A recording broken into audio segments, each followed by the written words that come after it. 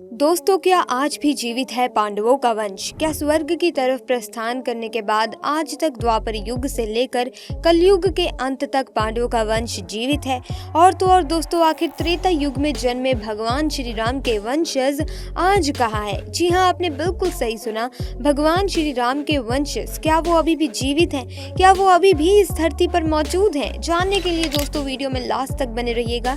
Video में आगे बढ़ने से पहले चैनल को सब्सक्राइब अवश्य करें और बेल आइकन जरूर दबाएं ताकि ऐसे ही खास लेटेस्ट वीडियोस के अपडेट आपको जानने और सुनने को मिलती रहे।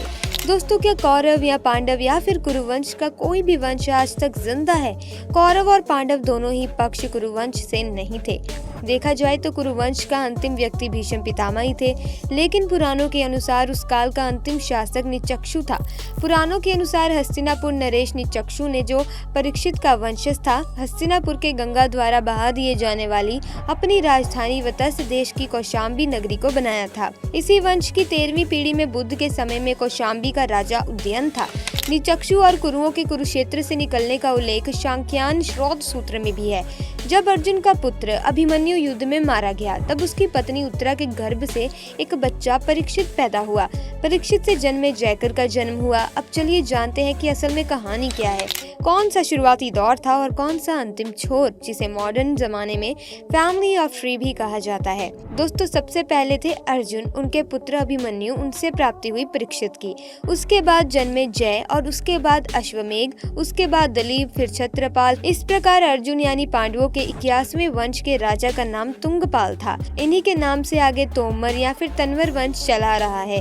कहा जाता है कि दिल्ली के राज्य के संस्थापक अनंगपाल तोमर चंद्रवंशी एक क्षत्रिय हैं और इनका संबंध पांडव पुत्र अर्जुन से जुड़ा है। कहते हैं कि शांखन भरी के शासक महाराज व्यग्रराज चौहान, जो कि चौथे राजा थे और दिल्ली को जीत के अपने चौहान साम्राज्य में उन्होंने इसको अपने अधीन कर लिया था।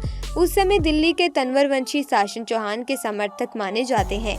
दिल्ली पर अपना अधिकार बनाए रखने वाले पृथ्वीराज चौहान के बाद तंवरों ने दिल्ली छोड़कर राजस्थान में बहरौड़ के पास अपना डेरा जमाया।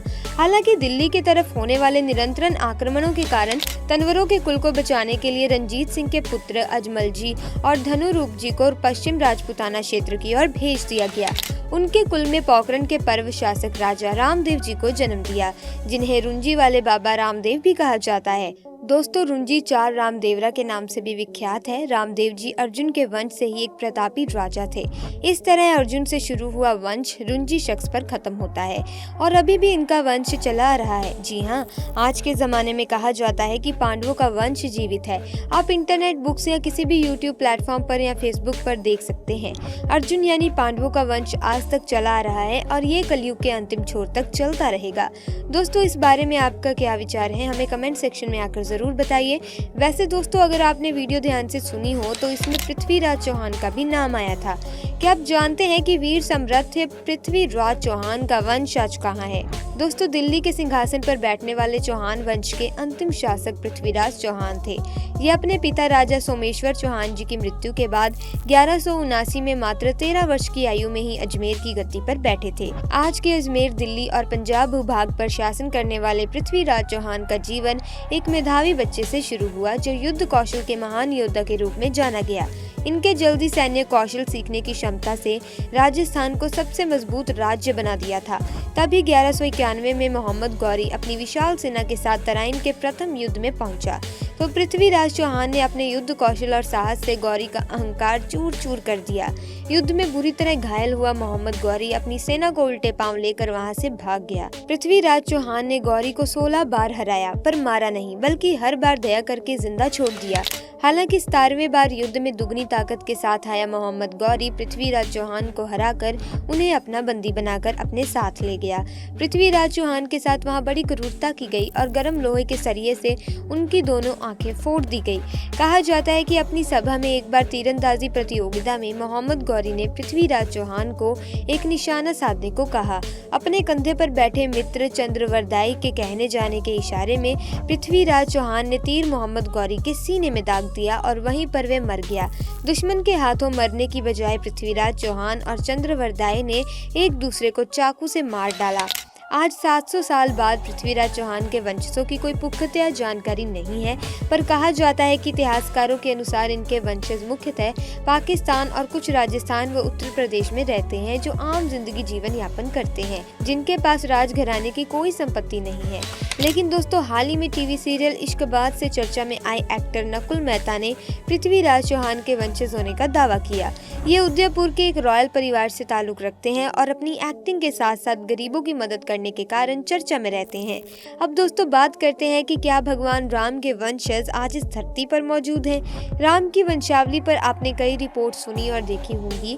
आज आगे की इस वीडियो में हम राम की वंशावली पर ही बात करेंगे और ये समझने की कोशिश करेंगे कि राम के पूर्वज कौन थे और राम के वंशज अब कहाँ हैं।